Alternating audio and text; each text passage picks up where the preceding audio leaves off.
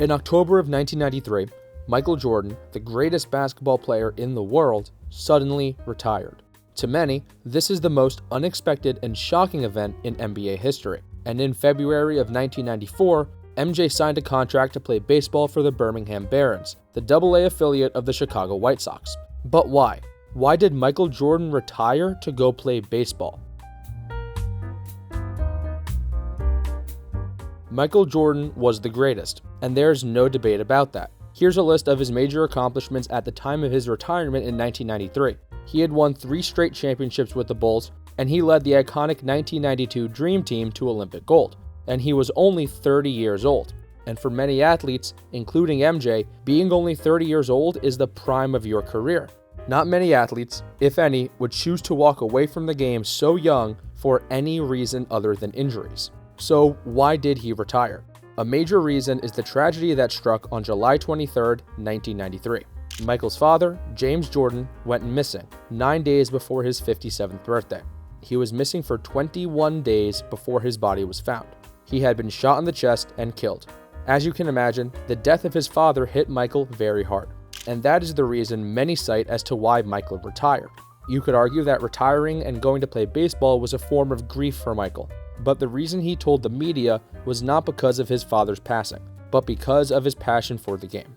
I have always stressed that when I lose the sense of motivation and the sense to prove something as a basketball player, it's time to leave.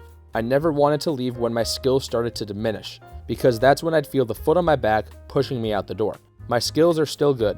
I am not on the downside of my career. This is the perfect time for me to walk away. I guess the biggest gratification, I'm a very optimistic person. I guess the biggest positive thing that I can take out of my father not being here with me today is that he saw my last basketball game, and that means a lot. After his retirement, in February of 1994, he signed a contract to play baseball for the Birmingham Barons. For many, this seemed out of the blue and didn't really make any sense. But for Michael and his family, it made perfect sense. His father always wanted him to play baseball, and that was MJ's first passion. So, Michael went to play baseball, honoring his father by doing so. But with his surprise retirement, a number of rumors sprouted. And with the plethora of stories about Michael Jordan's gambling problems, many thought that he didn't actually retire. Rather, it was just a secret suspension.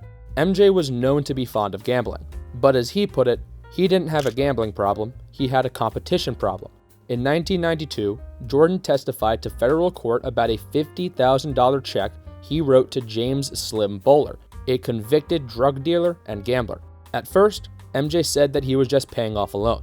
However, when he was put under oath, the story changed, and he admitted that the payment was to cover a gambling debt. But the problems did not end there for Michael. In 1993, Richard Esquinas published a book entitled Michael and Me, Our Gambling Addiction.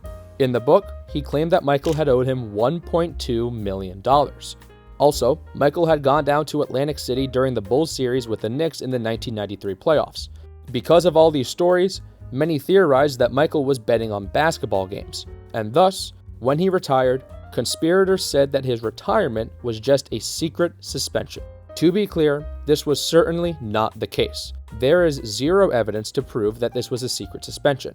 As Mark Vancil, author of the book Rare Air, said in the Last Dance documentary series, "You're telling me that David Stearns, the ultimate capitalist, takes his number one player on his number one franchise and unilaterally decides to lower the value of the rest of the league by taking him out and the Bulls out effectively for some secret penalty, and no one ever finds out about it?" MJ would only play a year of minor league baseball, then he would unretire from the NBA, rejoining the Bulls near the end of the 1994-95 season. Of course, we all know what happened after, with the Bulls winning another 3 championships in a row and the storied Last Dance in the 1997-98 season. But you have to wonder, how would Michael Jordan's career, the Bulls franchise, and the history of the NBA as a whole change if Michael Jordan didn't retire?